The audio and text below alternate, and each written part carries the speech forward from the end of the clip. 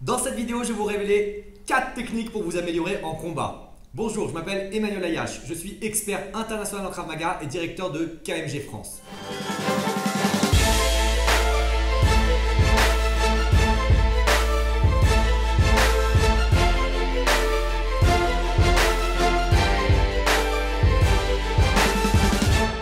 La première technique consiste à s'habituer à donner des coups dans la bonne cible et à la bonne distance. C'est excessivement important. Souvent en combat, on retrouve les gens qui ne sont pas à la bonne distance, qui n'arrivent pas à organiser leur combat, qui manquent de créativité. Donc je vais vous montrer un exercice que vous pourrez faire maintenant et un exercice aussi que vous pourrez faire seul qui va vous permettre de créer des enchaînements techniques, d'être à bonne distance et de pouvoir déployer un petit peu vos connaissances que vous avez apprises en Krav Maga, en self-défense, dans le vide, face à un adversaire.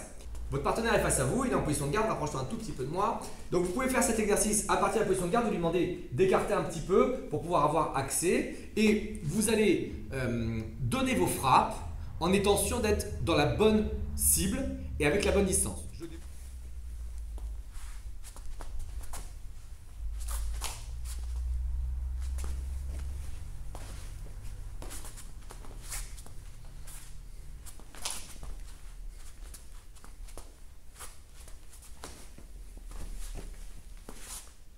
Ok, donc l'idée c'est quoi? On m'a appris plusieurs choses à l'entraînement, des coups de poing, des coups de pied, des coups de coude, etc. Il faut que je les mette sur mon partenaire. En combat, je ne sais jamais me positionner. Donc cet exercice me permet de me relaxer, d'être calme et de sortir mon arsenal technique. Ce que vous devez vérifier, c'est que chaque coup est sur la bonne cible et à la bonne distance. Comment vous vérifiez ça? Vous gardez vos articulations légèrement déverrouillées et vous allez jusqu'au bout sans toucher la cible. C'est-à-dire que si Tony descend un peu la garde pour qu'on voit ton visage, si je frappe un coup de poing direct, de ne pas frapper des coups de poing directs ici, mais de frapper des coups de poing directs là. Ça veut dire que ici, je pousse un petit peu, je touche son corps. Okay, donc là, je ne suis à pas bonne distance, donc j'enseigne à mon esprit à frapper des coups à mauvaise distance. Là, je sais que je suis à bonne distance. Donc bien évidemment, en fonction de votre niveau, vous allez faire ça plus fort ou moins fort. Pour les crochets, ça veut dire quoi plus fort ou moins fort? Ça veut dire que si vous avez un niveau débutant, allez-y doucement. Prenez du temps parce que vous tapez sur votre partenaire, donc pour ne pas aller vite et lui mettre le coup au visage. Et pour les crochets et les uppercuts, descends complètement la garde, c'est la même chose. Vous êtes sur la cible. Okay, je ne fais pas des mouvements dans le vide ici, ne pas faire parce que vous êtes à mauvaise distance. Okay, donc rapprochez-vous de la cible et travaillez toutes vos frappes, les coups de coude, etc. dans la bonne cible. Okay, quelques centimètres en plus et vous touchez. Pour les coups de pied, c'est pareil. S'il est en position de garde, je garde un petit peu dans mes genoux un léger recul, un léger déverrouillage pour pouvoir détendre mon pied au moment où je ferai du combat et à l'entraînement pour être sûr que je suis dans la cible. Ici. Okay, vous voyez que le genou est légèrement déverrouillé. Ça veut dire que si jamais je tends ma jambe, je touche ses parties génitales. Pour les coups de pied circulaires, aucun problème, arrêtez-vous sur la cible. Okay, que ce soit ici, dans les côtes, pour les middle kicks, etc. Pour les low kicks, plus bas, arrêtez-vous dans la cible. La deuxième technique, on change les rôles. Ça veut dire que lorsque mon attaquant m'attaque, dans ma tête, je dois visualiser les défenses. On parlera plus tard de l'importance de la visualisation. Mais ça veut dire que lorsqu'il est en train de simuler les mouvements sur moi, je veux que vous réfléchissiez aux défenses, que vous imaginiez les défenses et que vous visualisiez les défenses. Ça sert à quoi? Ça sert à voir quelque chose et commencer à intégrer dans votre tête, choisir quelle est la défense efficace à faire par rapport à cette attaque. Et la deuxième chose, ça sert à vous habituer à avoir des coups. La plupart du temps, lorsqu'on est en combat, le défaut qu'on voit chez les pratiquants, c'est de fermer les yeux, de partir en retrait, d'avoir peur des frappes. Donc le fait de vous habituer à observer des frappes, à aller vers l'avant et à commencer à réfléchir à quelle défense vous devez choisir, va vous améliorer en combat. Mais pour cela, il faut que mon partenaire m'attaque doucement. Okay, donc vous pouvez être en position de garde. Et Tony va faire des frappes sur moi, un peu plus proche, ouais, le coup dérouillé. Alors ça, c'est un rythme qui est beaucoup trop rapide pour moi. Il va trop vite, donc j'arrive pas à visualiser mes défenses. L'objectif, c'est vraiment dans vos têtes, quand il envoie un coup de poing, vous vous voyez défendre, vous voyez sortir de l'axe, vous voyez contre-attaquer, vous voyez, etc. Vous pouvez bouger un tout petit peu, 1 ou 2 mm, vraiment pour commencer à activer le lien entre le cerveau et le corps. Mais tout se passe dans la tête et observer ce qu'il y a devant. Okay, on reprend un tout petit peu plus doucement. Ouais, un peu plus rapide.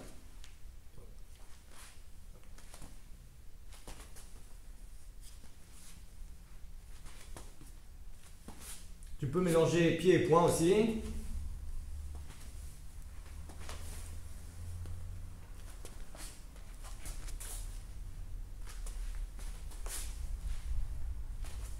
C'est un travail où vous devez être actif dans la tête. C'est un travail où il n'y a aucun problème pour avoir du feedback entre les deux. C'est-à-dire que quand il va trop vite, bah, je lui dis, il descend un peu le rythme. Quand il va trop doucement, je lui dis, c'est-à-dire que moi, je peux aller au niveau un peu plus avancé.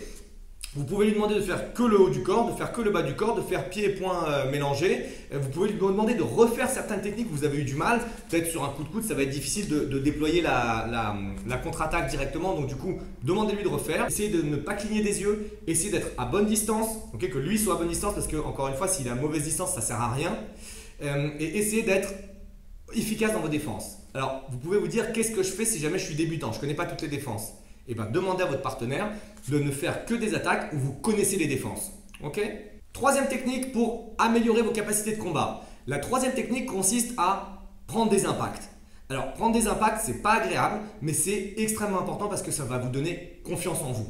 Okay, donc, ça va vous donner confiance en vous, ça veut dire que vous allez voir que vous pouvez prendre des coups, qu'il ne se passe rien, que vous n'allez pas tomber KO avec un seul coup de poing, un seul coup de pied. C'est aussi un peu la peur qu'ont les étudiants au début. Quand on est pratiquant 1, pratiquant 2, on hésite à aller au combat. Donc du coup, faire un travail où mon partenaire me frappe en touchant et voir qu'il ne se passe rien sur moi, c'est extrêmement important. Donc vous allez faire ça par niveau, d'accord? Donc mon partenaire va toucher tranquillement au début, il va attaquer que certaines zones où il n'y a aucun souci, ça veut dire frapper dans le torse ici et frapper dans mes cuisses. Et moi, je lui donne un petit peu de feedback. Est-ce qu'il peut aller plus fort ou est-ce qu'il peut aller moins fort? J'écarte un petit peu la garde pour le laisser travailler. Et il peut travailler ici. Un peu plus fort. Plus fort.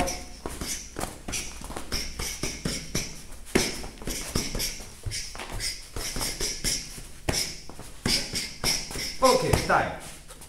Donc, vous voyez, il frappe, donc lui, il travaille aussi ses frappes, il travaille aussi la technique, il travaille un petit peu la force, et moi, je lui donne du feedback sur un peu plus fort, un peu plus fort, un peu plus fort. L'idée, c'est de ne pas reculer. Vous voyez, j'ai une attitude où j'avance, où j'avance, où j'avance, de contracter en permanence les pectoraux, les abdominaux, les jambes, et d'avoir une attitude vers l'avant, d'avoir une attitude déterminée. Donc, j'avance pas sur lui non-stop, mais je suis pas comme ça à reculer parce que lui, quand il frappe, il ne faut pas que j'ai cette attitude.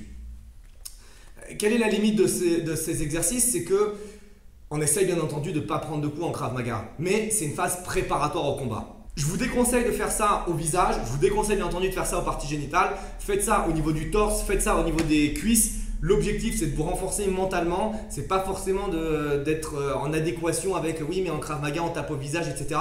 Le but, c'est de lutter contre ce qui se passe dans la tête, c'est-à-dire cette peur du combat, cette envie de fuir et de construire un petit peu plus les capacités guerrières et le mental guerrier, combatif, agressif, déterminé vers l'avant.